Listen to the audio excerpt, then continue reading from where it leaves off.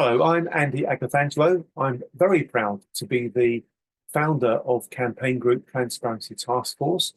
We have people who receive our communications and our messages in 20 countries around the world. We are very UK centric, but we do have many ambassadors in many countries around the world who are all united in the belief that transparency is a potent force for good. In broad terms, our mission is all about reforming the financial sector so that it serves society better. And to be frank, we're spending more and more of our time scrutinizing and challenging the work of the authorities, including financial regulators. A lot of my time is spent thinking about and looking into the work of the Financial Conduct Authority, for example. Tonight, we're going to be hearing from Paul R. Beckett, author of An Anatomy of Tax Havens. And I'm just going to spend a minute or two now just setting the scene before passing over to Paul. So, tax havens in offshore lands like Switzerland, the Cayman Islands, and the Bahamas were once considered a rarity, the preserve of the super rich. However, that's all changed. Today, they are big business available to the masses. The goal is to avoid any form of accountability. Own nothing, possess nothing. Own nothing, possess everything. Be answerable to no one. Where are these tax havens? What forms can they take? What future lies in store for them? And why should we care? The book, An Anatomy of Tax Havens, Europe, the Caribbean, and the US, answers these questions and more in the first comparative study in one volume. It examines the simple origin to the extreme forms some take today, delving into the murky subculture that has deliberately made them impenetrably obscure. Uniquely, the book combines detailed technical expertise through regulatory regimes, through an understanding of financial crime, and also legal and equitable structuring, with an analysis of the impact on domestic and global political, economic, environmental, and social concerns. It's a fascinating book full of information that will be relevant to anybody that has an interest in this space. And we're really pleased to have Paul R. Beckett with us tonight. This topic, in very general terms, ladies and gentlemen, is of massive interest to me. We, the Transparency Task Force, are very much of the view that sunlight is the best disinfectant.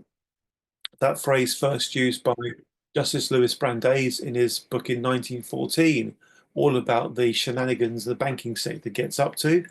If sunlight is the best disinfectant, we ought to be very suspicious of those who are trying to do things in the shadows, in secret, away from prying eyes. Why are they doing it? How do they do it? What are the consequences? Those questions and more are going to be dealt with by Mr. Paul R. Beckett, who I'm very pleased to say is with us today. Paul, thank you so much for being with us. Can we please, first of all, show our speaker our appreciation for the book and for being with us this evening? Thank you very much, Paul. Over to you, sir. We're really looking forward to what you have to say. I know you're going to check in from time to time for comments and questions. Please do that.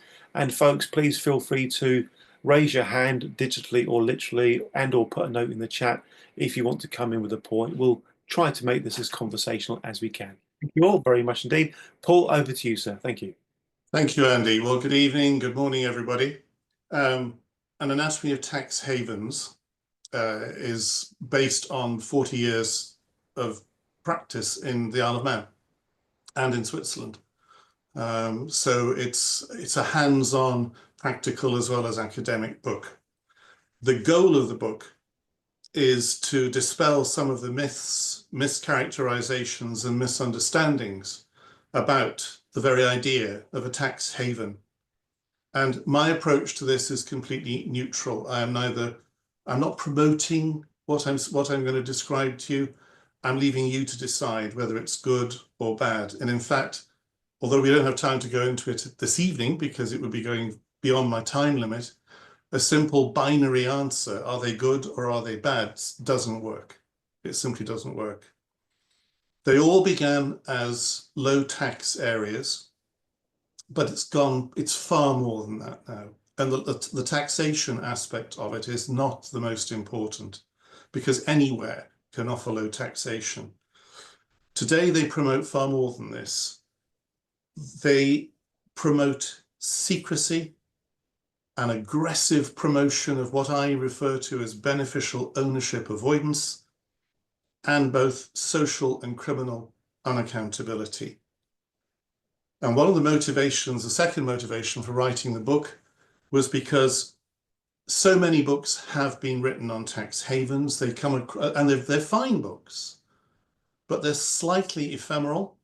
They come across with examples of trophy cases where people have been caught simply castigating, quotes, offshore trusts or shell companies without any more ado is on a par with describing every illness as an ague or a bug. It won't do. A detailed knowledge of the construction and effects of the structures is essential. This book is nearly 500 pages long. It has got every technical detail in it, but presented in a way that contextualizes it. So starting off, there'll be a number of themes, chapter by chapter. And Andy has very kindly said that once I've finished it'll be about 2 minutes a chapter. There are 8 chapters. But once I've finished, we thought we'll use the time, if you have any comments to make on that particular theme, rather than leave them to the end when some of it may have become a bit vague, because there's a lot of material to get through. So the first chapter of the book is where are the tax havens? And it's a bit of a trick question. So practically anywhere can become a tax haven, and they're spread across the globe. So let me give you an image. You're standing on East Capitol Avenue in Pierre, South Dakota, facing the Capitol building. Way to the west, beyond the coast, are the Pacific tax havens. Tiny ones, Cook Islands, Marshall Islands, Nauru, Niue, and so on. I won't read the whole list. Far to the east, across the Atlantic, are the old European tax havens. So the Crown Dependencies, Isle of Man, Guernsey, Jersey, British Overseas Territory, Gibraltar, the City of London, the Principality of Liechtenstein, Switzerland, and perhaps surprisingly, the 7 internal tax havens of the European Union: Belgium, Cyprus, Hungary, Ireland, Luxembourg, Malta, and the Netherlands. And then, punching above their weight, microstates Andorra, San Marino, Monaco, and one nobody's heard of, but it's a powerful little place, Campione, which is on the shores of Lake Lugano. In the distant Eastern Caribbean, and just to its north, you've got former British and Dutch colonies turned tax havens, all the Caribbean islands. I won't list them. In South America, you've got Belize and Panama. And then circling the planet, you've got Hong Kong, Macau, the Seychelles, Mauritius, and Singapore. It's an awful lot. So which tax haven tops the list? And that's part of the trick question. Just look around you here on East Capitol Avenue in Pierre, South Dakota, because you're standing in the world's leading tax haven, the United States of America. But it's not just bricks and mortar. There are other tax havens that aren't immediately apparent, but are tax havens. There are what I call the ghost havens. The ghost havens are the free ports. Principal amongst this is the Geneva Free Port. There are super tax havens, and this is vitally important. The super tax havens are cryptocurrency and the blockchain. I'll come back to them in a little while. And there are the newly emerging, reinvented blockchain havens: Gibraltar, Malta, Switzerland, Wyoming, the Isle of Man, which are touchdown points for these ethereal-based cryptocurrency and blockchain havens. Cryptocurrency and the blockchain are tax havens in themselves. It's not just a product, it's a haven. So at that point, has anybody got any observations? Andy, do you want to take questions if there are any? It's a short intro for chapter 1. Thank you. If I may just comment on what you've said so far, please help me understand a little bit better how the blockchain itself is in some way a tax haven. Help us understand that. Yes, I come on to that in a moment, but I'll do it now. The blockchain is meta-jurisdictional. The blockchain isn't capable of being regulated in any one country. All the efforts that have been made, you have, for example, the Markets in Crypto Assets Regulation, MiCA, of the European Union. You've got the CARF of the OECD, CARF.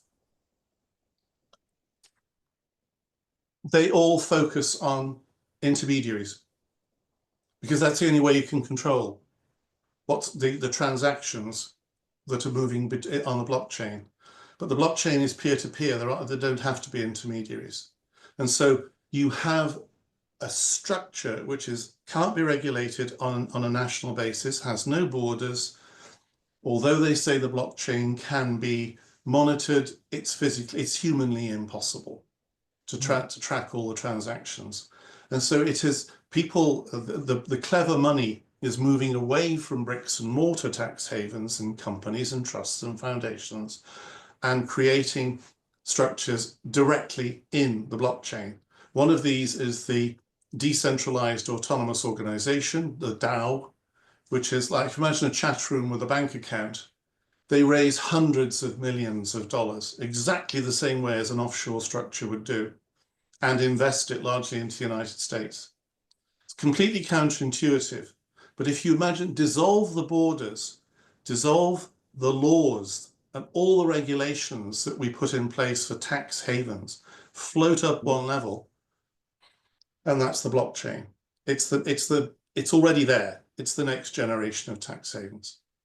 Thanks, Paul. I noticed Mark Vanners has put a note in the chat. It's kind of everywhere and nowhere. That in and of itself is very, very interesting and also very worrying because it immediately helps you see just how difficult all this is to hold accountable. Does anybody else want to come in at this point before we go back to Paul to take us to the next chapter? I think we might be good. I think we are good. Paul, back to you. Thank you very much. Well, this second chapter is following on from what we've just said, what is a tax haven? Now, not the form in which it takes necessarily, but what are the characteristics? How would you say, well, 50 years ago, you would say, oh, it's a low tax area, and that was it. You know, somewhere the Gin and Jag set flew to either rest their money there or went and lived there, or as I look out of my window here in the Isle of Man, for example. And as I say in the book, there's something about the Cheshire Cat when you think about tax havens, because the more systematically a definition of tax haven is sought, the more it tends to disappear from view, leaving only its smile hanging in the air. They call themselves tax havens, low tax areas, secrecy jurisdictions, offshore finance centres, international finance centres. And the descriptions are dictated by the method of classification which is applied to them. They're far from objective, consistent, or comprehensive. And this has led to a lot of finger pointing and one-upmanship between the various havens. They're shaped by the need of their customer base, and they're vilified in proportion to the extent to which they set out on what they set out on their stall diverges from the philosophy or economic agenda of whichever detractor has them in its sights at the time. So if they have no human rights, you're a human rights lawyer. I, by the way, am also a human rights lawyer as well as a commercial lawyer. Then you'd focus on that. In other words, it's whatever you want to hate is in them. The definition is impossible. They, as we said, they're concerned far more. So what are the characteristics? How would you say, is this place a tax haven? Is this not a tax haven? Well, some may offer unaccountability and immunity. They may traduce inheritance rights, nullify entitlements on divorce, deprive creditors of redress, turning a blind eye to transfers made with the intention of denying them recourse to funds, the so-called fraudulent transfers. Others may have evolved into legitimate international finance centres. And as I've mentioned, some are morphing into blockchain haven. A blockchain haven is where the ethereal needs to touch down to earth. I'll come to that later. But just want to go through these. For the rest of this, the minute, tools of abuse. It's all very well to say, you know, how they'll nullify this right, they'll nullify that right, but that's on the ague and bug level, isn't it? It doesn't really get us anywhere. It's one has the moral high ground, but no detail. And without the detail, they're not going to be defeated. They're not going to be accountable if they could be held accountable. But how this is the detail. So what are the tools of abuse? Some will be very familiar, others perhaps not so, some too technical. The structures are subject to artificially low levels of domestic taxation or are wholly exempt from income and capital taxes and customs duties. It's one of them. Reciprocal enforcement of foreign judgments. There's usually no reciprocity. So don't bother bringing a case in the case of the Isle of Man, don't bother bringing a case against an Isle of Man company in Ireland because that judgment won't be recognised in the Isle of Man. That always comes as a surprise to my Irish clients. Limitation periods, that's the time within which a claim can be made, can be extinguished in the sense that you don't have any time to make a claim, or made so short that there isn't time to make a claim. So I'm sorry, if only you'd made it last week, you had 7 days to make a claim. Rules on forced heirship. A forced heirship is in civil law, and in some other countries, when you die, you have to leave a particular portion of your estate to your nearest and dearest. It's forced upon you. Well, many of the tax havens say, and including the Isle of Man, say, well, we don't recognise that, leave it to whomsoever you wish. Domestic remedies relating to fraudulent transfers. Fraudulent transfer is this. A owes money to B. So A transfers all the funds that A has to C, over there somewhere, way over there. B comes to A, so I haven't got anything. It's gone. I've either given it away, I've sold it away, and so forth. If the purpose behind A transferring the funds to C is to defeat B, who's a just creditor, that's a fraudulent transfer. And it will not be regarded by the courts as ever having taken place. So A is still on the hook and regarded as owning the assets. The legislation in the Isle of Man that enforces that anti-fraudulent transfer regime is still in force and was passed here in 1736. Many of the tax havens have provided total immunity for fraudulent transfers. Extending from that, their structures may be aggressively asset protective. Information almost certainly will not be in the public domain. Structures that would normally come to a natural end, for example, a trust may come to an end after 80 years or a perpetuity period, will be allowed to continue forever, as in American dynastic or dynastic trusts.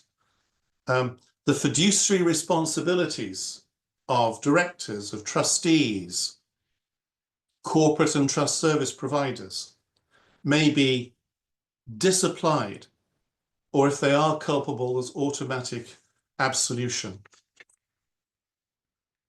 And weirdest of all, a structure offshore may be quite unknown under the general law. The Nevis Multiform Foundation, the Bahamas Executive Enterprise, and they have the power to shapeshift. A Nevis Multiform Foundation can be from one day to the next, from one breath to the next. A company, a trust, a partnership, a foundation. So you do business with a company and you come back and you say, I'm sorry, I'm a trust today. I'm not what I was. Or you do business with a trust and it comes back as, actually, I'm a foundation today. I'm not what you dealt with. I've changed. entirely to serve lack of accountability and obfuscation, specifically designed for that purpose. So those are the tools of abuse. So you see, when we started with thinking of the word tax haven, the word taxes in it, that long list is what actually are in the tax havens. It's far, far, far more complex and far more powerful than one would think. So I'll stop at that point, Andy, if you want to. Well, thank you again. Very interesting. Would anybody like to come at this stage before we go back to Paul to take us to the next chapter? Please raise your hand digitally or otherwise if you do. Let's have a quick look now on the screen, see if there's anybody that's come in. Mr. Mark Bannister, please do, Mark. Thank you.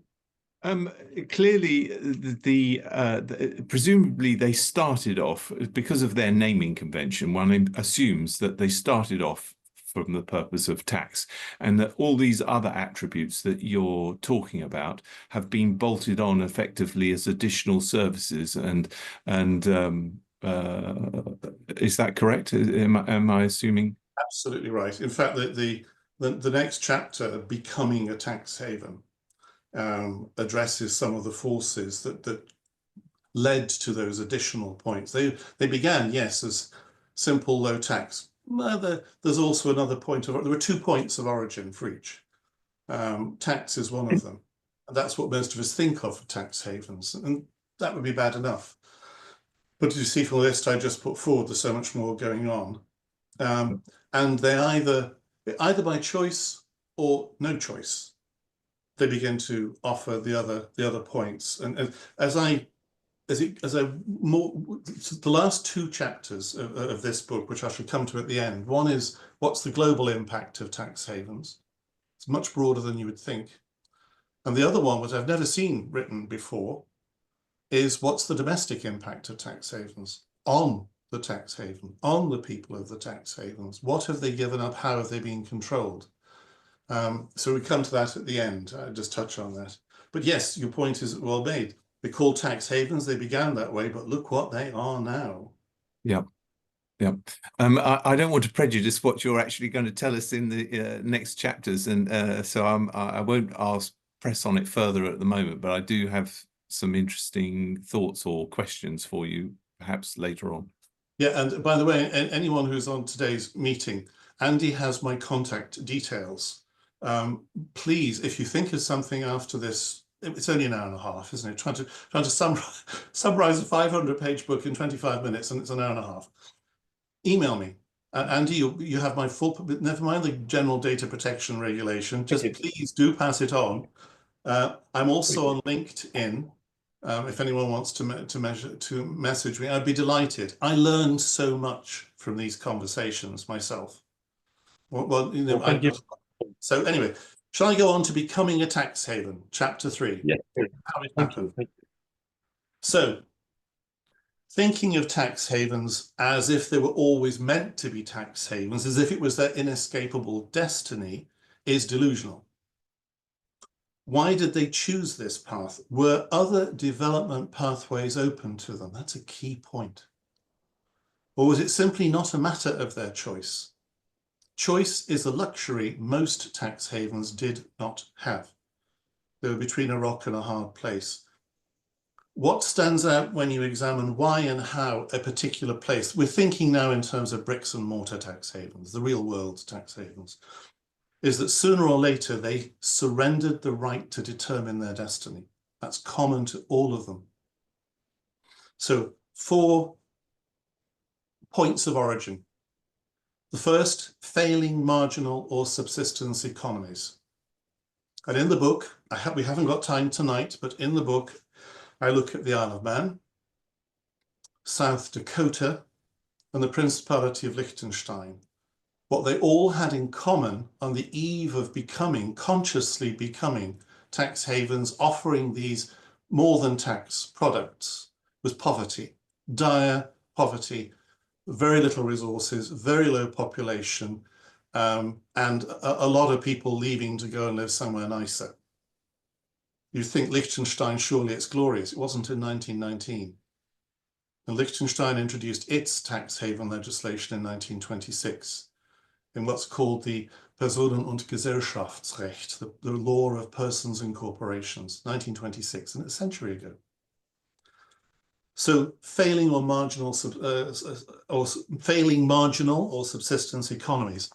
Then, rather darkly, former colonies recolonized for the purpose of what we would think of as onshore jurisdictions. The two examples I use in the book are the Bahamas, and in the 1930s, the role of the Bay Street Boys, who were the leading professionals there, and the American Mafia.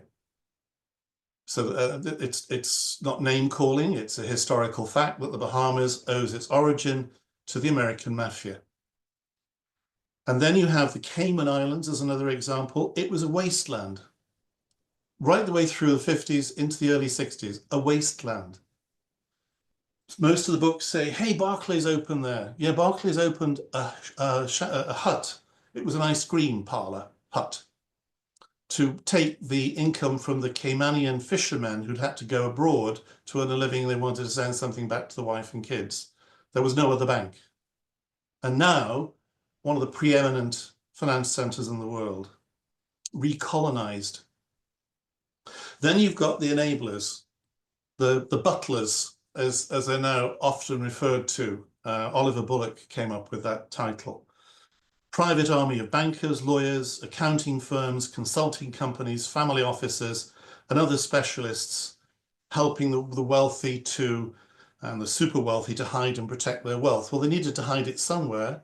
And up to the point where we have the morphing into the blockchain and the ether, they just chose a convenient location and created the conditions in that.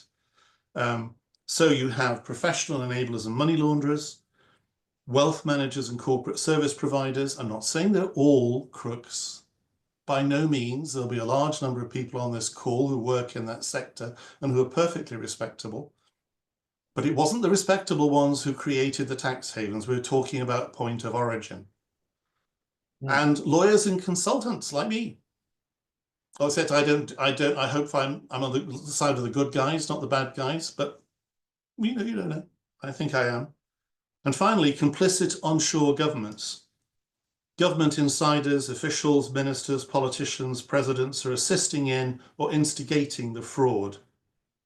Crimes against the state are being perpetrated from within the apparatus of the state itself and not just without. An example of that, of course, would be the City of London. There's no political, I'm making no political points or sociological points, it's simply a fact. So becoming a tax haven isn't an inevitable destiny. Failing marginal subsistence economies, former colonies recolonized, the tax haven enablers structuring it, and governments thinking this is a damn good thing, will use them. I'm open to questions. Can you talk a little bit more about the City of London and the City of London Corporation?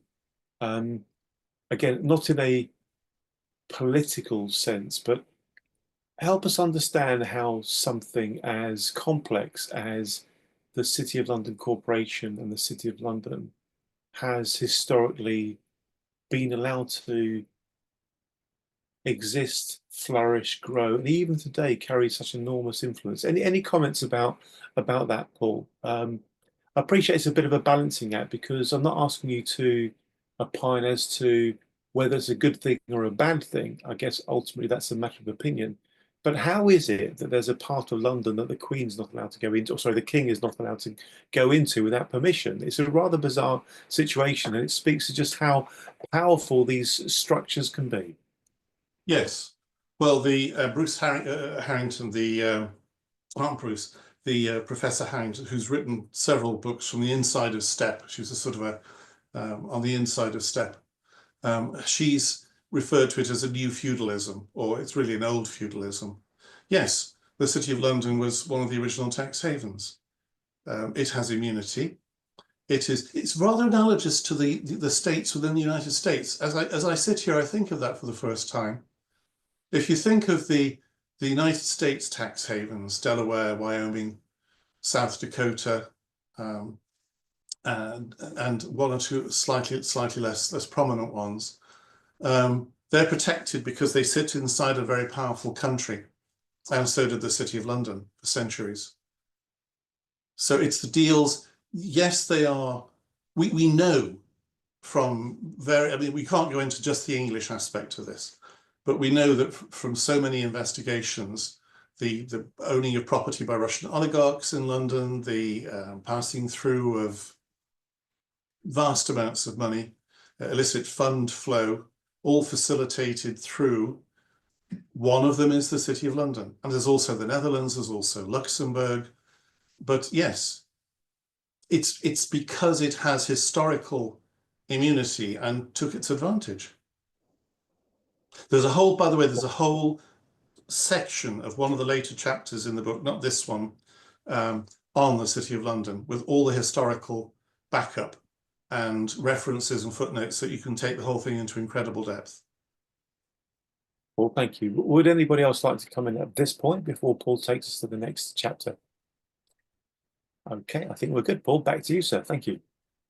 Well, the next thing you're looking at is, the fourth is, I call it smoke and mirrors, privacy versus secrecy. Now, the unenviable task when considering a right to privacy is to find the fine dividing line between a legitimate desire or need to remain a private person on the one hand, and an unreasonable or illegitimate striving after secrecy on the other. Secrecy may imply withholding information, not just from the public at large, but from authorities which have the right to know. Is it a distinction that matters? Well, fundamentally, it's a question of what society considers is a reasonable expectation of privacy. But in this chapter, Smoke and Mirrors, I try to find a meaning for privacy, and it's entirely elusive, if not impossible. You then look at secrecy jurisdictions. Well, most of the tax havens are now secrecy jurisdictions, but it had its origin in Switzerland. You then see, well, could this possibly be breached? Well, there's press intrusion or state intrusion through surveillance. Now, a democratic state may decide to restrict individual privacy rights in the interests of the greater community. Individual privacy under a dictatorship is constantly under threat. But the tax haven governments fit into neither of these categories. They're neither democratic nor dictatorships. It's a bifurcated system. Their own citizens may enjoy legitimate and appropriately limited privacy rights. But as far as the tax haven's customers are concerned, the distinction between privacy and secrecy is entirely unimportant. The one subsumes the other. And in this, they've become very skilled players indeed. Now, again, one doesn't have time in this brief moment to go into huge detail that I've got in the book. But there are two ways that this could be undermined. One is, I call, leaving the back door unlocked. Secrecy jurisdictions do what it says on the tin. They provide secrecy for their customers. But those customers do not themselves live in secrecy jurisdictions. This is something for you, Andy, for transparency. They don't live in secrecy jurisdictions, and that's often their undoing. Having retreated into their fortresses of anonymity and unaccountability in the tax havens, having pulled up the drawbridge, they forget to lock the back door. Even if no surveillance techniques are employed, no telephone taps are done, no computers are hacked in real time, the fact remains that emails have two ends, a sender and a receiver. And in the book, as a practical real-world example of that, the case of the Wiley brothers from Texas, a case that was in the Isle of Man, where no information was provided by the Isle of Man, but they lived in Texas. And so all the emails were there anyway. And then you get whistleblowers and spies as another attack. In medieval times, I like to think in pictures. In medieval times, impregnable fortresses fell when a small back door was opened by a bribed servant. Now, in the case of tax havens, that back door is opened by legitimate whistleblowers. That is if the tax haven hasn't actually outlawed whistleblowers. Again, I haven't time tonight to go into that aspect, but there are 2 or 3 jurisdictions in the Caribbean where if you whistleblow, you will have a fine between $25,000 and $50,000 and 6 months in jail. So don't whistleblow. It's as simple as that. All the suspicious transaction reports in the world will not be made. You make one of those, you will go to jail. Examples of whistleblowers are in the book. I cover the Cayman Islands, the Liechtenstein LGT group of case of 2008, and in Switzerland, the UBS case of 2009 and the Swiss secrets investigation of 2022. You'd be surprised. Again, we can't go into the depth, but whistleblowers and spies. There's also a small piece about a guy who, Michel Reyni, who spied in Jersey for ages and ages and ages for the French security services and wrote a whole book about it called, Oh, That's Where the Money Is, Là où est l'argent. Then, of course, you've got the ICIJ, International Consortium of Investigative Journalists, Panama, Paradise and Pandora Papers. Marvelous pieces of work, but where are they now in 2025? Those pieces of work were about trophies, trophy cases they had discovered, particular groups of people who got caught. Well, by the law, by common sense says, there must have been uncountable numbers of people who didn't get caught. What none of those, what neither Panama, Paradise nor Pandora does is go into the why, the how. It just says the who. Whistleblowers in the European Court of Human Rights in 2023, for what it's worth, have been rehabilitated, and the European Court of Human Rights says if they're fine whistleblowing if the public interest in the disclosure of that information outweighed all of the detrimental effects arising from it. Well, that's going to build a lot of new kitchens for a lot of lawyers. A lot of fees in that. So what it actually comes down to, privacy, secrecy, however we define privacy, secrecy, however we try to attack it through back doors, through whistleblowers and so on, it's a question of risk. What are the chances of being identified as a user of a secrecy haven? What are the chances that the substance of a secret, and not simply that there is a secret? What are the chances of the substance of that secret being revealed? What are the chances of then, if it's revealed, being brought to book by a regulator or prosecutor, which may prove to be under-resourced, overwhelmed, or just not quick enough to act before the circus has left town? That is not to I'm not criticizing individual regulators, but if you look at the situation in the United States before the present president reduced headcount, it was still utterly, utterly overwhelmed. FinCEN, for example, overwhelmed. Think of yourselves, if you're making suspicious transaction reports to banks, they're mostly in a filing cabinet for the rest of time. They're not processed. It's risk. Think of burglaries. In the United Kingdom, 1 in 10 burglaries is solved. And of the 1 in 10, 1 in 10 is successfully prosecuted. So if you're a burglar and you have a 1% chance of going to jail, you might as well crack on. And it's very much the same offshore with people who say, well, yes, there'll be 1 or 2 at the edge of the shoal who get snapped up by the sharks, but the rest of us are fine. Safety in numbers. So that's my point on privacy, secrecy, and the effectiveness of it. Over to you, Andy. And again, thank you.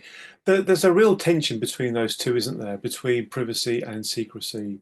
Everybody understands the right to privacy, but when things are being kept secret for selfish reasons, nefarious reasons, even reasons of criminality, that's obviously very, very wrong.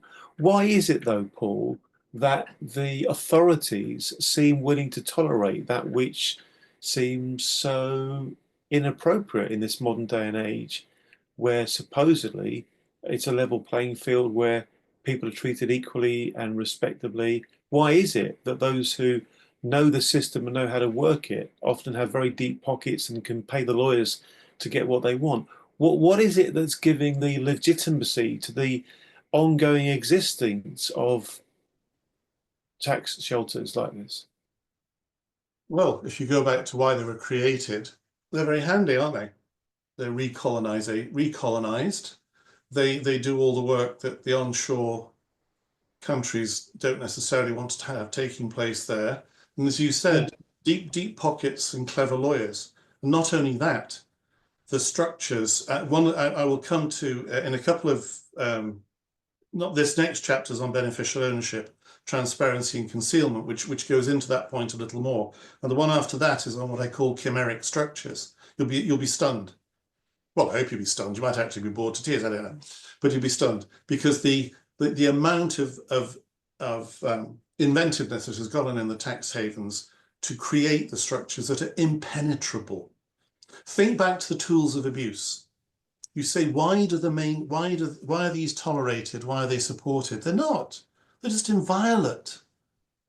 You can't get, there's no reciprocity for your judgments. You can't get there because there's a limitation period. People who want to whistleblow are put in jail, so nobody gets to hear about it in the first place. You've transferred your money to avoid your creditors. Well, when you go to the island, let's say it's an island, it doesn't have to be, it could be, certainly could be South Dakota or Wyoming, they both have this. You say, well, I want my money. Look, he transferred this money, she transferred this money to defeat me. You know, we don't care. It's fine here. Remember, for example, that in the United States, there is no AML, anti-money laundering requirement. Certainly banks, yes, to a small extent, but if you transfer your money to an account, a client account of a US attorney, that attorney is not required to ask where it came from. And when the money moves on, its new point of origin is the client account of a US attorney, job done. Which is how President Zelensky's patron, the guy he subsequently arrested, managed to strip out $3 billion from the Central Bank of Ukraine and invest it to the Midwest. This isn't a slur, this is a historical fact, and all the footnotes are in the book. I just report what I research. Well, thank you very much. Would anybody like to come in here? We're going to go back to Mark Bannister. Thank you, Mark. Notwithstanding the interest that I obviously have for your last comment, I'm sure we all do. How do you, and you may want to come on to this later, but isn't there an enormous tension in the legal community between what these tax havens allow you to achieve and the natural ordinary rule of law, yes, especially in matters of banking and the like? Yes, there's also tension within, at the end of this little session, when I talk about the effect of the internal effect of being a tax haven. That's one of the most distressing aspects of it. The Isle of Man, we're not subject to this, particularly in the Isle of Man as lawyers, but you will find that in some jurisdictions, lawyers know their place. And if they buy into the system in the tax haven, they will become extremely rich. Now, there's one of the regulator's mantras, isn't it, is that fear drives out greed. There's nothing to fear. No fear, absolutely. Just unbridled greed. Yeah. And as I say, this is why at the end of the book, having gone through all the technical stuff, I allowed myself in the last chapter of almost the last, there's a chapter 9, but we're not going there today, so it's a wrap up, to say what actually happens inside, what happens to people, what it does to people inside. As I say, the Isle of Man is not by nowhere near. I know I'm here and I would say this, but I believe there's a member of I think it's the Guernsey Regulatory Authority on the call, so that person will also know what I'm talking about. I, for example, am chair of the Financial Services Tribunal in the Isle of Man, which is the appeals body from our Financial Services Authority. So I deal even-handedly with all these aspects. So we're fine. There are many centres that are not. And if you're in an onshore centre and you're dealing with people who don't give a damn or daren't give a damn offshore, surely in a commercial world, to do the deal, as we're now hearing all the time, you would do whatever. Yeah. Yeah, there's, I mean, the fiduciary responsibility of an entity to maximize gains and all the rest of it is just creates a terrible tension where the ability to bend the law or subvert the law or sidestep the law is part of the purpose of the tax haven and indeed the people within it that operate it. And it's just a foregone conclusion that they can't square that circle. It's impossible. And I come on to, I've got a stop press shortly coming up in one of the chapters, which I think you'll find, I was going to say shocking, but it's not shocking, it's just a fact. But it's from yesterday. I won't interrupt you further. This is very not interrupt me at all. I'm honest to God, this is what I benefit from a lot. Okay, shall we go on to the next chapter, which now this is a gargantuan topic. It's such a huge topic, this chapter, that after I finished An Anatomy of Tax Havens, actually whilst I was writing An Anatomy of Tax Havens, due to a diary clash on my part, I was writing another book at the same time for Routledge, which is called Beneficial Ownership and Legal Responsibility, Concealment, Avoidance and Impunity. It's like this. It's got some overlap with Anatomy of Tax Havens, but the technical detail is far greater. It was written for postgrads and PhD students. So beneficial, now I coined the phrase beneficial ownership avoidance back in 2017 when I published the first of a series of books on this topic. But this is what I have in mind. It's my own little mantra that I wrote. So this is what I think. Listen to this one. There's something visceral about ownership. This is mine. You can't have it. This is mine. You can share it. This is ours. Try to find it. And that's what's behind the whole industry now of beneficial ownership avoidance. When somebody owns something, then generally speaking, they're responsible for it, not only to preserve it, but to make amends for any damages it causes. The tax havens have so many ways of making ownership appear to shift from one person to another effortlessly. They also have ways of making the very idea of an owner disappear altogether. I'll just repeat that. It's so counterintuitive. The very idea of ownership disappears altogether. All our accountability systems, all our regulated systems, without exception, are based, although the FATF is moving more into control at the moment, a point I'll pick up on later, is based on ownership.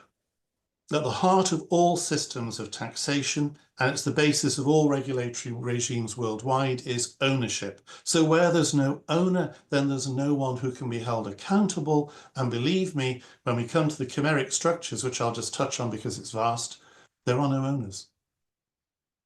And then look at another point, a specific point, techie point, the 25% ownership threshold. We all know if you own more than 25%, you're a beneficial owner. This was a suggestion by the Financial Action Task Force, interpretive note to recommend, it gets this bad, a footnote to the interpretive note to recommendation 10, customer due diligence. They said, oh, well, say 25%.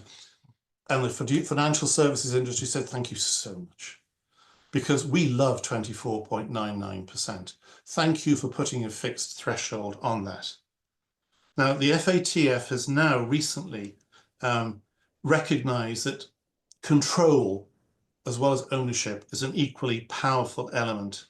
And also, but there are also indetectable informal strategies, pressuring a friend or relative. So the global movement towards transparency is being pushed into retreat. There are many ways where you can exercise a lot of control without actually owning.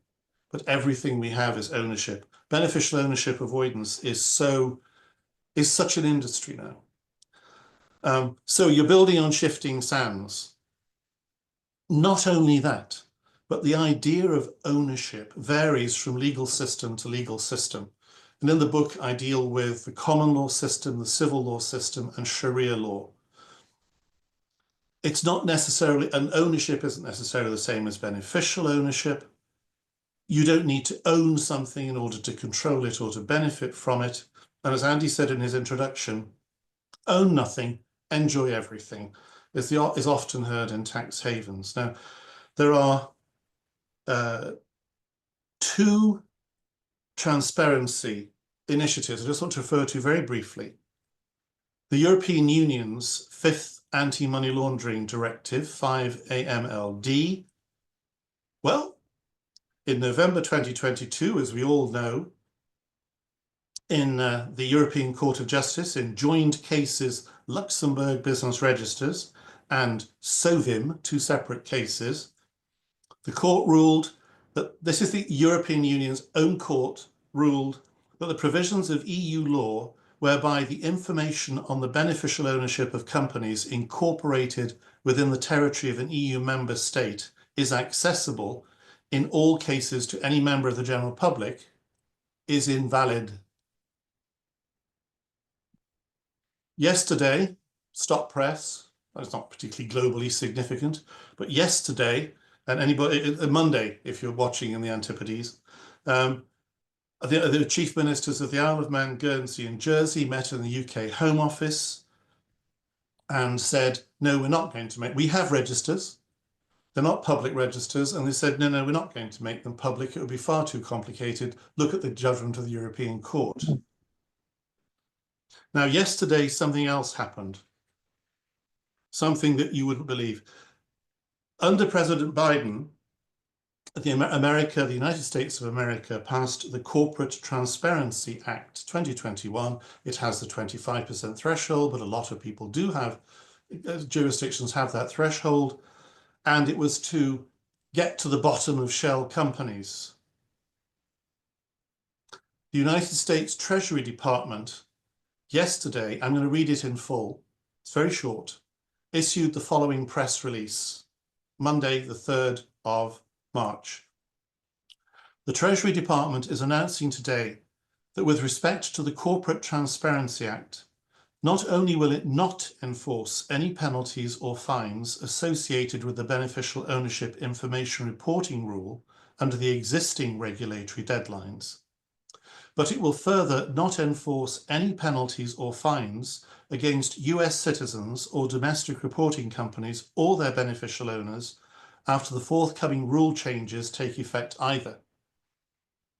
The Treasury Department will further be issuing a proposed rulemaking that will narrow the scope of the rule to foreign reporting companies only. Treasury takes this step in the interest of supporting hard-working American taxpayers and small businesses and ensuring that the rule is appropriately tailored to advance the public interest. US Secretary of the Treasury Scott Bessent said, "Today is a victory for common sense. Today's action is part of President Trump's bold agenda to unleash American prosperity by reining in burdensome regulations, in particular for small businesses that are the backbone of the American economy."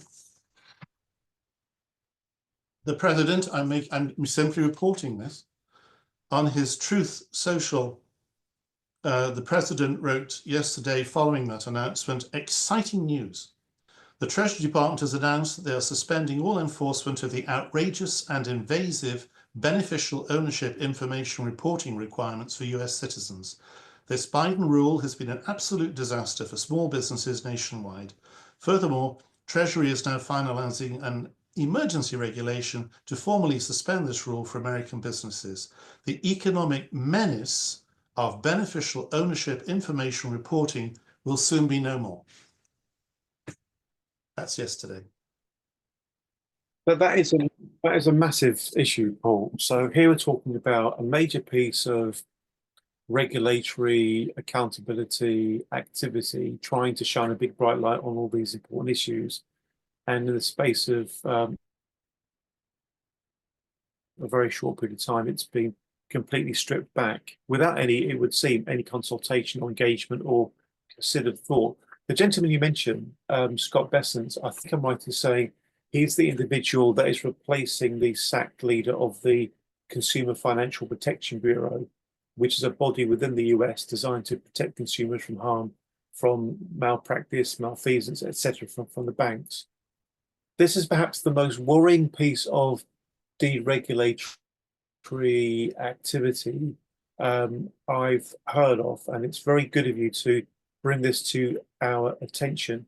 Who are going to be the winners here, Paul, from that, and who are going to be the losers, would you say? The winners will be the customers of the internal, the main winners will be the customers of the internal American tax havens. Because the Corporate Transparency Act was cutting a swathe through the state secrecy legislation. It was a federal law imposed from on top, and it took, as you know, it took an enormous amount of lobbying, to a certain amount of gerrymandering to get the Corporate Transparency Act passed, to get it through Congress, and in 24 hours it's dead. So, but we mustn't dwell too much, I think, on the United States. Shall we go on to, I know time is marching on, shall we just go on to chimeric solutions, as I call them? This is, I'll explain what I mean as I just go through. This is chapter 6 of the book. So, okay, we've established that tax havens are more than tax havens. Secrecy is an illusion. The bricks and mortar tax havens are in any way to being superseded by ethereal tax havens, the blockchain and so forth. That regulatory initiatives on the part of the European Union, which incidentally they had also started to try and impose on the tax havens themselves, have been killed by the European Union. And the Corporate Transparency Act of the United States, the world's largest tax haven, in which there are the most successful state tax havens, yesterday killed its own Corporate Transparency Act. So given that I'm presenting this talk at the invitation of the TTF, I think the word transparency jumps out there a bit, doesn't it? Okay, chimeric solutions. This is where one switches off any form of rationality. Chimeric solutions are found offshore. At first glance, they seem familiar and vaguely uninteresting. But then as you focus on them, they're not at all what you would imagine.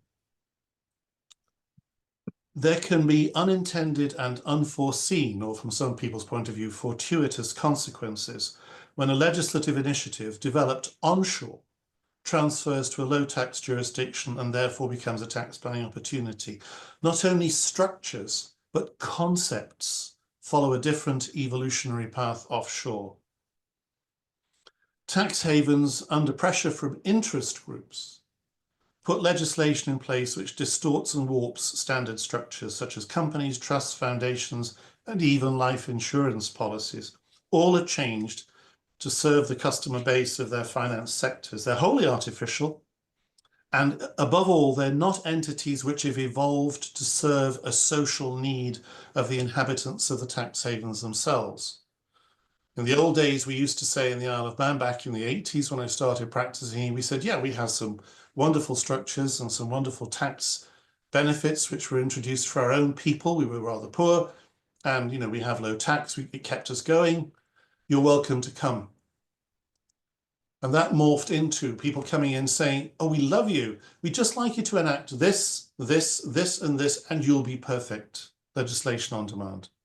There's very little of that in the Isle of Man, but it's extremely common, for example, in the Caribbean. So give you, they're called orphan structures. Orphan structures because no one owns them. You say, well, how? Okay, let me give you two examples. Well, one we don't have to repeat. I mentioned it earlier. The Nevis Multiform Foundation. No matter which form it takes from day to day, from hour to hour, trust, foundation, company, partnership, there's no one credited under the legislation as being the owner. The Bahamas executive entity is the same. It's impossible to own. It holds, but it doesn't own. But perhaps the one that lends itself to the quickest explanation, and it's global now, is a type of trust called the non-charitable purpose trust. Now, a non-charitable purpose trust was, and still is in the United Kingdom, void for uncertainty.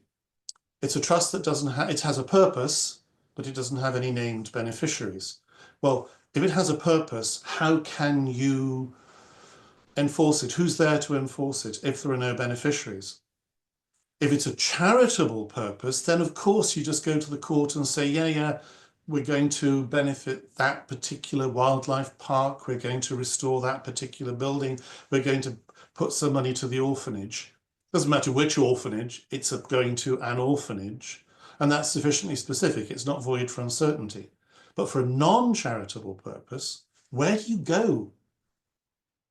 Well, in 1996, the Isle of Man joined the game with the Purpose Trusts Act, and this is what they are. A trust is a triangle. In the bottom, my left-hand corner, right-hand, bottom left-hand corner is the settlor. At the apex is the trustee, and in the right-hand corner are the beneficiaries. And that's all a trust is, a simple triangle, nothing more than that. Well, with a non-charitable purpose trust, that bottom corner where the beneficiaries are, you cut it off. It's impossible to have a beneficiary of a non-charitable purpose trust. What would it exist for? For example, to hold shares in ABC Limited. That's its purpose. So its purpose is to hold its trust fund, which doesn't really sound very sensible, but that is how it works. And there's no owner, there's no beneficial owner. There are no beneficiaries. So how does that work? Well, when the trust has ended, important, has ended, and you can have any triggering event you like. I'll give you an example in 2 seconds. Then you've got the loose change in your pocket. I call it the surplus. The Act calls it the surplus. All over the world, this is the way. The recipient of surplus is identified in the deed, either by formula or by name. That entity during the lifetime of the trust isn't a beneficiary. Can't be. The Act says there are no beneficiaries. The trust has ended before the money or the shares pass to that person. They were never a beneficiary, the recipient of surplus. An example, and this is a real world example I advised on about 20 years ago. Brownfield development site, London, dangerous. Developer doesn't want that land on its books. Far too likely to have claims against them. So you set up a single purpose company, you put the single purpose company under a purpose trust, and the land is held by the single purpose company. The main developer has no connection with it whatsoever.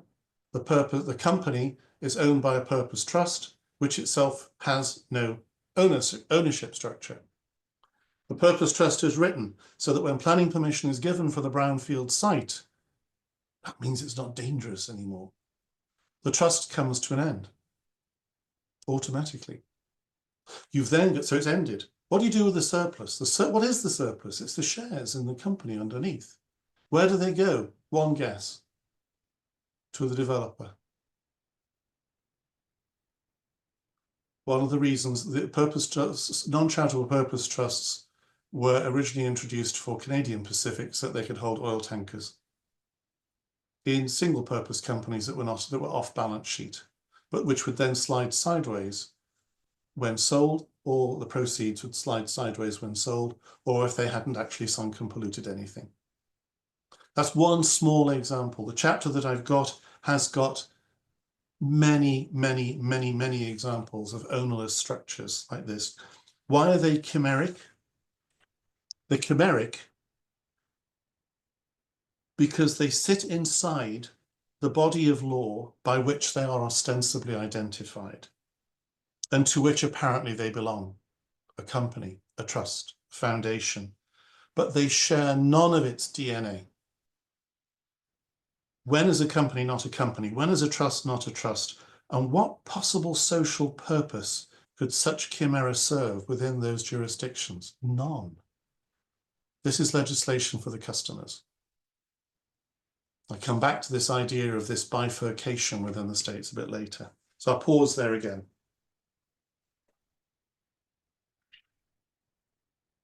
You're touching on areas that are of profound interest to me, Paul. Later on, when you've got the end of your chapters, I'll talk to you about an issue around person of significant control and Companies House. I won't go into it now, but I will go into it later because I'd be keen to get your thoughts on this particular matter. Let me just check in. Does anybody else have anything they'd like to come in on at this point in time? I'll just look around gallery view. Raise a hand digitally or otherwise if you want to come in. Otherwise, we'll go straight back to Paul. Paul, we're going straight back to you. Thank you. Now, the last two chapters, there are a couple more in the book, but I've not bothered to cover them this evening because it's quite long. Global impact of tax havens and domestic impact within the tax haven. And I think this picks up the point about, who are these people who do this in the tax havens and what impact do they have? Well, the stereotypical assessment of a tax haven, I'll just read it, summing up a lot of the things we said this evening.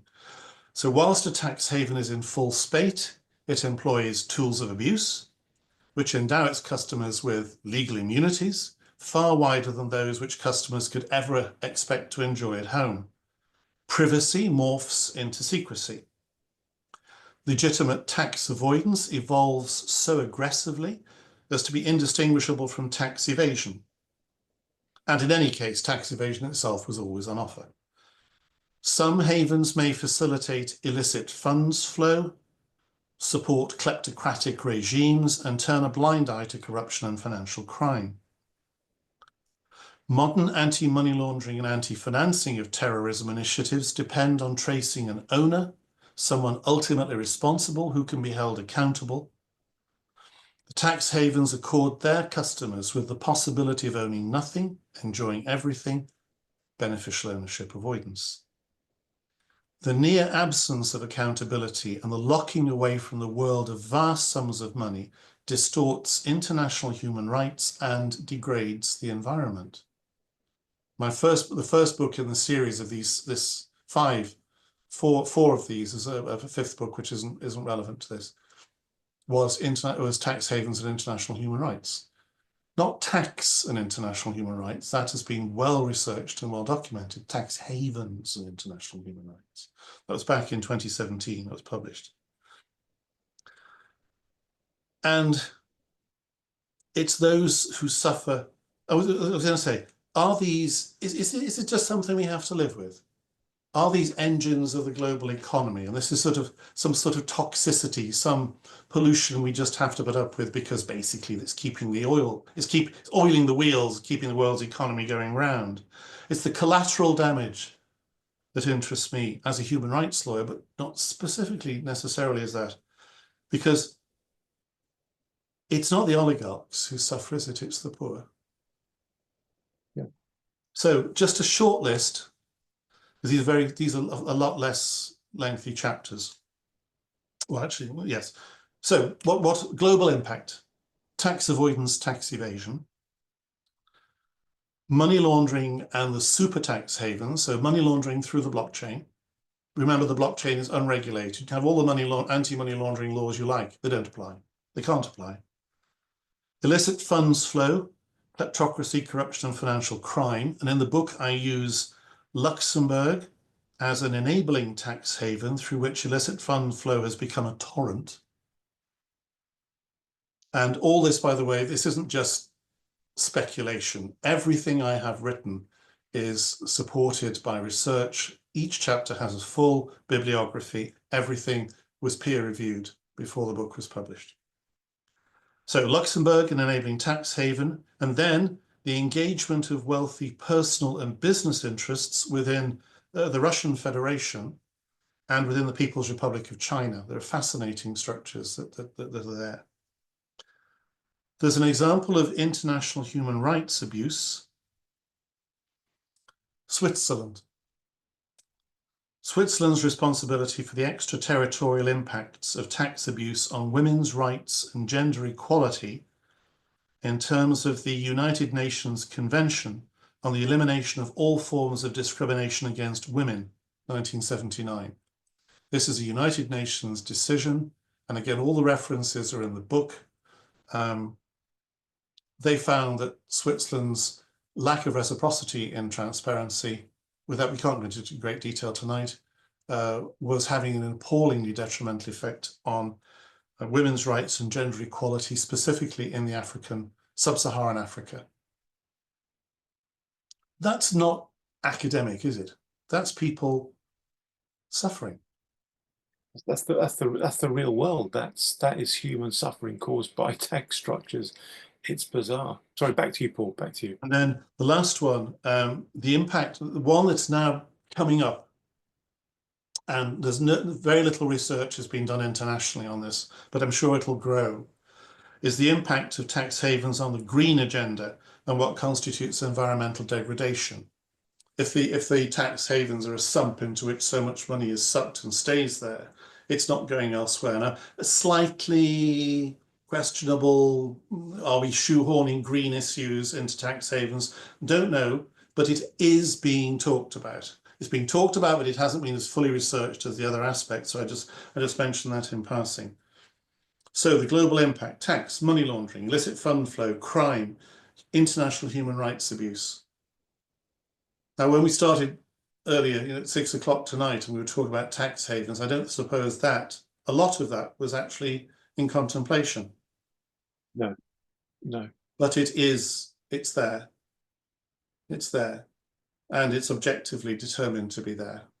So that's where I'd stop on global impact. I'm going to say a few words. It's 7:15. I'm going to say a few words on domestic impact, and then that will be me finished. So would you like me to go straight on to domestic, Andy? Thank you. Thank you very much. Okay, just quoting from the book. Tax havens impact adversely, not just the lives of people beyond their borders, but also the well-being and economy of their own citizens. For a while, perhaps quite a while, there is success, servitude to the wealthy and irresponsible, dressed up as international financial services, and professional jobs aplenty in burdening finance districts. But financial services can, in the words of Caribbean diplomat Sir Ronald Sanders, prove to be fragile flowers. They require constant tending. In the end, all tax havens fail, and each fails in its own way. And I'll just read this short passage because this is dealt with in great detail in this chapter, but we can't obviously go into that detail tonight. The biter is bit. It falls victim to finance sector capture and develops a political and economic split personality. It becomes a dual state, with on one level, laws for the benefit of the day-to-day lives of its citizens, and on the other, a raft of artificial and sometimes bizarre provisions which could never have arisen out of those people's needs. Political initiatives within the tax haven begin to focus primarily on the finance sector. State legislature timetables are overrun with their needs, and politicians grow increasingly distracted and detached from the lives of the electorate. An underclass develops, shut out from the well-paid high life of the finance sector workers and struggling just to get by. Human rights abuses become ever more frequent. And not surprisingly, political and democratic apathy sets in. And finally, criminal networks within the tax haven take advantage of the power vacuum and flex their muscles, sometimes with fatal results. Is that all scaremongering? In the book and on my LinkedIn page, there is a link to the IFC review article that's just been published called The Curious Case of Curacao. Everything I've written in that little paragraph I've just read applies to Curacao, a failed state. As the IFC editor has put, IFC review editor has put, Curacao pumped and dumped by the Netherlands. So this isn't just scaremongering, this isn't a sort of romanticized or dark politicized view. This happens. This really happens.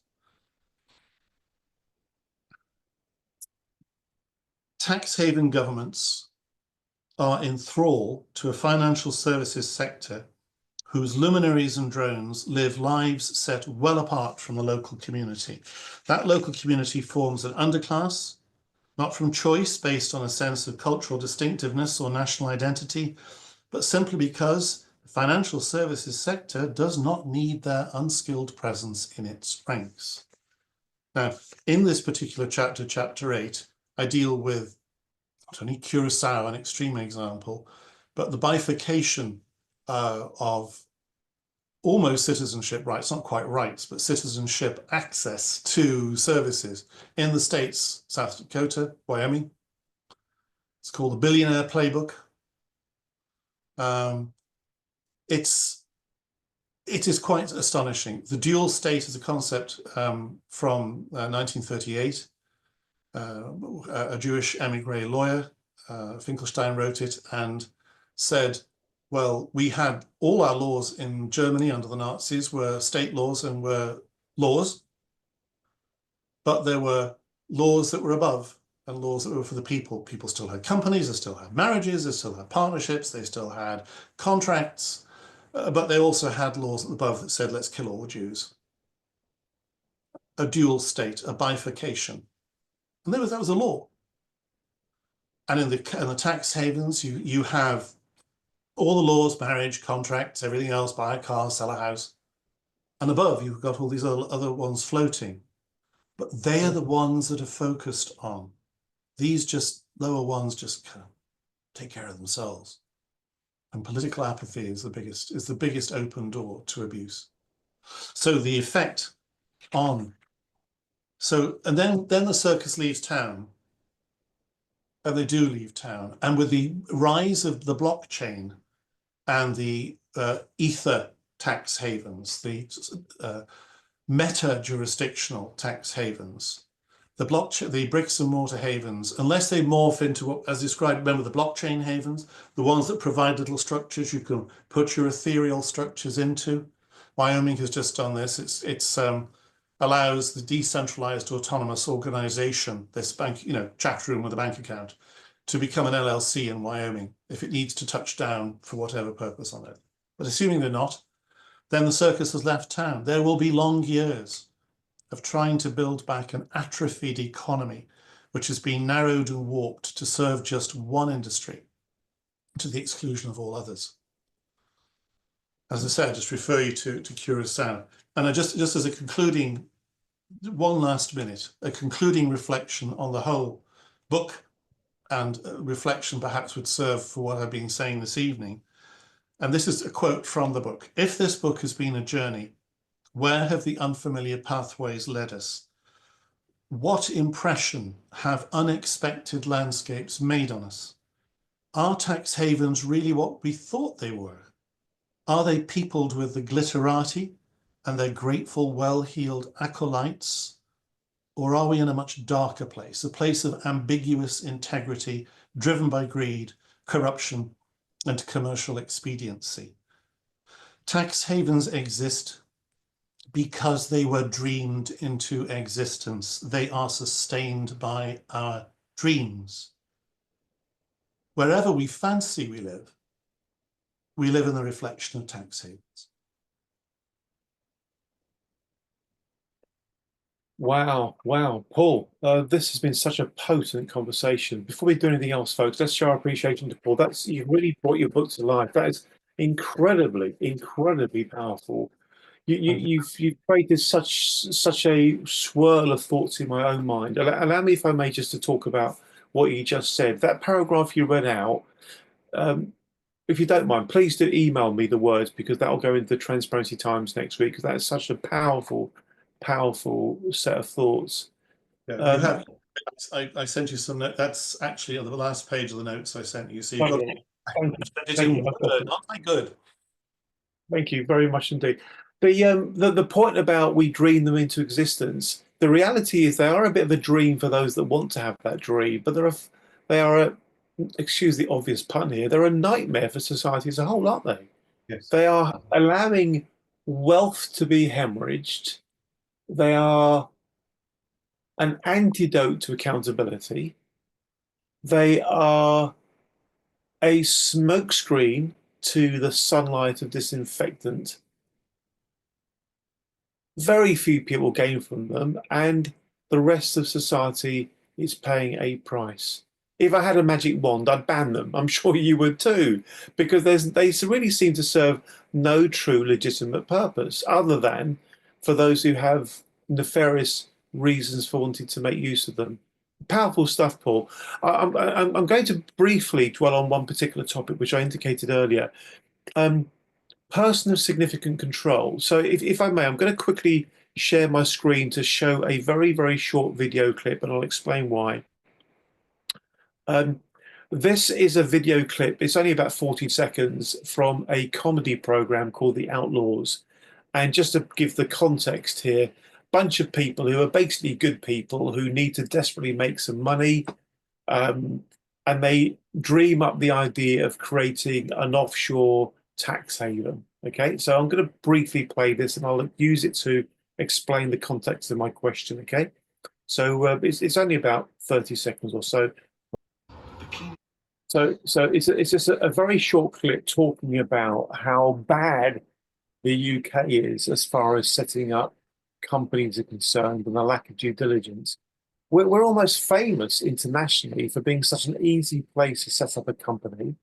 And presumably, if we're that easy a place to set up a company, it's not too difficult to evolve that company into having some kind of international profile, some kind of international dimension. You mentioned a phrase earlier, Paul. It was something about political lax or political lethargy. Yeah, lack of and political. Yeah.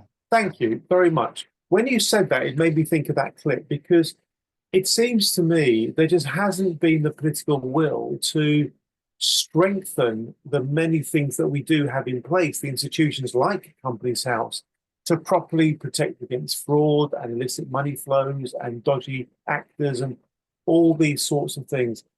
Is that accident or design, Paul? Are we deliberately just completely useless at this stuff? I've just got on my second screen, and we're very close to the end, on my second screen, page 150 of the book, Registration Shortcomings at the UK's Companies House. And back in 2018, Oliver Bullock, the very well-known author, pointed out in his book, this is 2018, it's got worse since then. He says, the trouble is that no one at Companies House is checking the accuracy of the information submitted. No matter how transparent something is, the old tech rule applies. Garbage in, garbage out. And that's what's happened. He says that so recently, while messing about on the Companies House website, this is in 2019, I came across a person with significant control named Mr. XXX Stalin, who is apparently a Frenchman resident in East London. It is perhaps technically possible that XXX is a genuine name given to Mr. Stalin by eccentric parents, blah, blah, blah.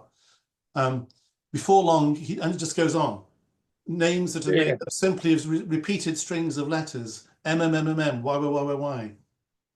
Even when the company documents provide an actual name rather than a random selection of letters, the information is often very hard to believe.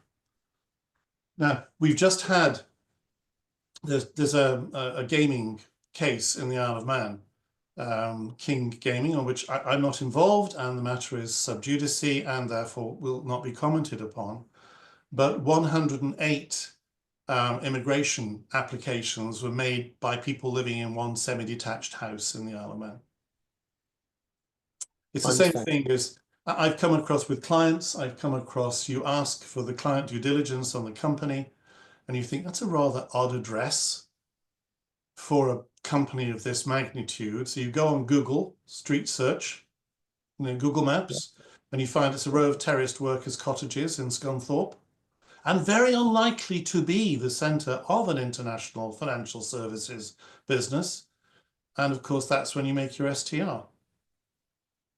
But it got through. These are English companies. These are British companies.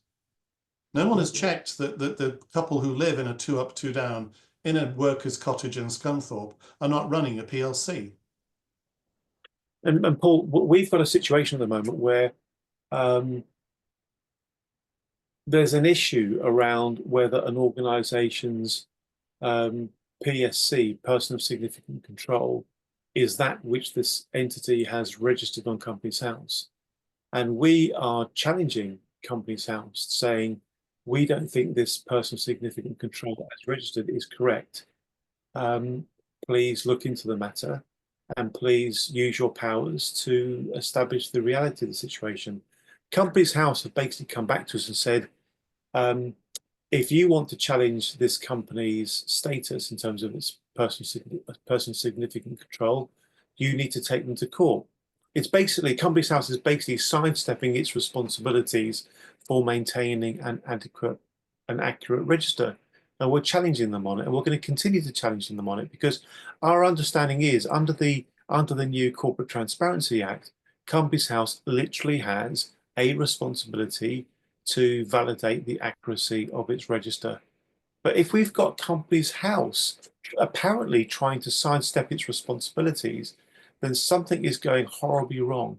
And if I assume that similar issues occur in other parts of the ecosystem here, whereby, as our friend Paul Carlier would say, the entire hierarchy of oversight has got its eyes closed, Lord knows what's actually going on, you know? Paul. Just gestalt it. Companies House, how many people are sitting at how many desks? How many humans are sitting at how many desks? How many companies are there? It's the same as saying that the blockchain transactions can all be traced back because, you know, each level, each transaction remains on the system and the next one is added to it. Who's checking this stuff? Someone isn't resourcing the very agents of the state that are tasked with checking and proofing this information. Why? And we then get a really, really, really dark place, Paul, which is, and we've had meetings with all kinds of folks from around the world talking about these issues. We get to a really dark place, which is where we say to ourselves, the enablers, all the entire industry of inverted commas professionals who support these structures and the beneficial owners and all the rest of it, are making a considerable amount of money doing what they're doing. And all of that is part of the UK economy and the economies of other countries involved. And do we have a simple situation here where there's a conflict of interest whereby cleaning up this horrible, horrible mess would actually be good for everybody, apart from the very powerful and influential who want it to continue because they are quite literally making a fortune being involved with it and being part of it? Is that how bad it is, Paul? Do you see it as this is an extension of the, if you like, legalized criminality that's going on? I wouldn't say, you say bad, good, binary choices. I would say it's that sophisticated. Right. And successful. And for the reason that's why I was, you know, back to the first line I gave when I started speaking this evening. That's why I spent a year writing and researching this book in the detail in which it is, to try and show the anatomy of tax. It's not an autopsy, it's an anatomy of tax havens. What fuels it, what feeds them, what are the nerve connections, what are the thought processes, what are the strengths, how much muscle do they have? It's an anatomy. And the points you've just made, I'm entirely in agreement with. But I mean, there are at least, I know my friend Peter Cannell's on the screen at the moment. We're both advocates in the Isle of Man, and we don't behave badly. I fear that history may look back and just club us in with everybody else, but we don't behave badly. This book is intended to be to arm people, to inform, to weaponize, in a sense, the reform of offshore, if it's possible. But remember, I'm sitting here in a three-dimensional room, but somewhere in the internet system of the Isle of Man and everywhere else, the blockchain havens have already taken over. The blockchain as a tax haven, and the blockchain havens who allow them to touch down have already taken over.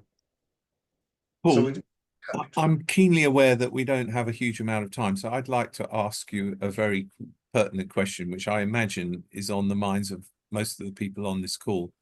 And that is, what's the resolution to this dystopian world that we have created? Do you have a thought process to that? I realize that it's probably not in your self-interest, but Well, you'll forgive me for that. I was asked that. I was giving an online talk last year to the Tax Justice Network, and I was asked that question. And it's supply and demand. If there's a demand for the service, service will be supplied. And on the demand side of the equation, I've been practicing law for nearly 45 years now. I have never met a client who thought they were rich enough. There will never be an end to the demand side of the equation. There will always be a corresponding supply. Is the solution, therefore, actually to make everywhere a tax haven, and therefore to equalize it and neutralize it through the fact that there is no differentiation?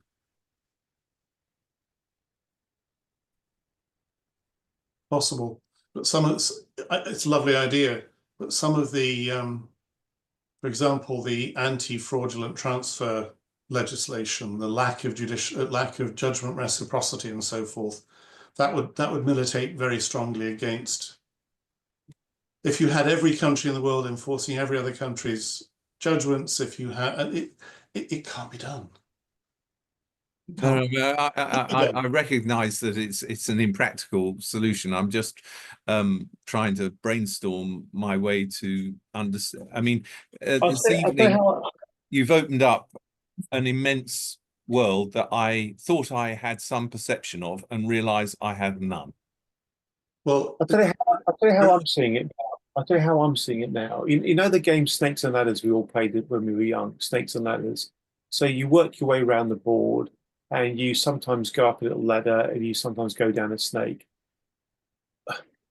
It feels to me as though the world has been gradually getting better and better and better at creating more and more accountability, including those, beneficial ownership rules and Corporate Transparency Act here and Transparency Act there. We've been gradually nudging our way forward, hard battles, well fought, eventually a bit of progress. And it's like you're working your way up that Snakes and Ladders board.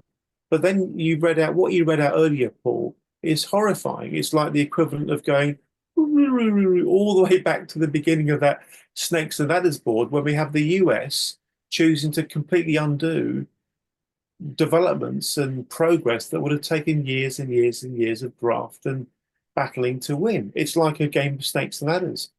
And it's easy to get quite saddened by it, actually, because all the people that seem to have all the power are the ones who don't have everybody else's interests at heart. Well, I think one of the other things I've noticed is that there's a lot, if this sounds incredibly naive, there's an awful lot going on at the moment. And the gaze has turned away from tax havens. The focus isn't on tax havens, and tax havens are having a field day. Yeah, I can just imagine. One of the things that's worrying about, and again, I'm not going to get party political at all, but it seems to be that there's a bit of a trend here.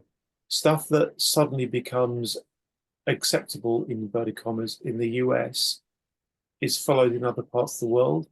I wonder what the consequences, the ripple effect consequences of the announcement you read out earlier is going to be. Will other jurisdictions say, you know what, we'll also decide to look upon this kind of regulation as red tape that doesn't benefit anybody. We'll promote growth, we'll promote entrepreneurship, we'll promote freedom for people to choose. All this kind of freedom-centric narrative that's really all about stripping away protections and regulations that were put in place for damn good reason. It may well be that there's going to be a chain reaction to what happened. And it's going to be since November 22 with the European Court of Justice decision. It's already happening. That was powerful enough because the EU had encouraged offshore centres to adopt a similar 5 AMLD approach to disclosure. And now that has been killed at the centre. The offshore centres, as yesterday, our own Chief Minister and Chief Minister of Jersey and Guernsey at the Home Office said, no, we're not doing that. There are too many problems. It's too many human rights aspects to be resolved. Now, add to that the European implosion. Yesterday's, I didn't see it coming. Yesterday's American implosion. There's nothing left. No country in the world is going to take a moral high ground stance. You can't afford to. Their finance sectors will be uncompetitive. It's truly a race to the bottom, that is for sure. Yes. I can't thank you enough. I don't know. I don't really know. Normally I've got lots to say, and today I haven't, because I am just lost for words. I completely. Well, I'm a Celt. I'm not as Celtic as my friend Peter, who's 100% Celtic. I'm about 70% Celtic, but it's just as difficult to shut me up. Well, John Hayworth. We talk a lot. John Hayworth just put a note in the chat, how not to lose hope. I mean, you're quite right, John Hayworth. There's a lot here to be very, very despondent about. On so many fronts, I'm going to step back from the detail about tax havens and what we're talking about tonight. But on so many fronts, it seems as though there is a real tension, a real battle going on between those who either have or aspire to have a progressive, enlightened, humanist, meritocratic mindset where we think about things like freedom and fairness and equality, all that kind of camp, right? Versus those with power and plutocrats and oligarchs and all the rest of it. And there's a real battle being fought around the world on many different fronts in this way. And I never ever thought when I set up the Transparency Task Force 10 years ago that here we would be in 2025 on the receiving end of sudden, poorly conceived retractions of progress and regulation. It's like we're going back to the Dark Ages. Mr. Paul R. Beckett, thank you, sir, for writing your book. Thank you, sir, for telling us about it. Thank you, sir, for giving me a whole long list of other things to worry about and be concerned about. But through the old age adage, you can't begin to solve a problem until you know that it exists. You've helped us open our eyes to just how big a problem these tax shelters are. We now realize they're not just about sheltering tax. They're about sheltering and hiding and obfuscating around all kinds of activities. Most, if not all, have some kind of nefarious tinge to them. Let's once again show our appreciation to Mr. Paul R. Beckett. Thank you, Paul. Thank you very, very, very much indeed. Thank you. Thank you very, very much. We'll wrap it up there, folks. I recommend a strong cup of tea or coffee or maybe something a bit stiffer. I'm going to go for something a bit stiffer. Thanks, Paul. Good night, all. Good night.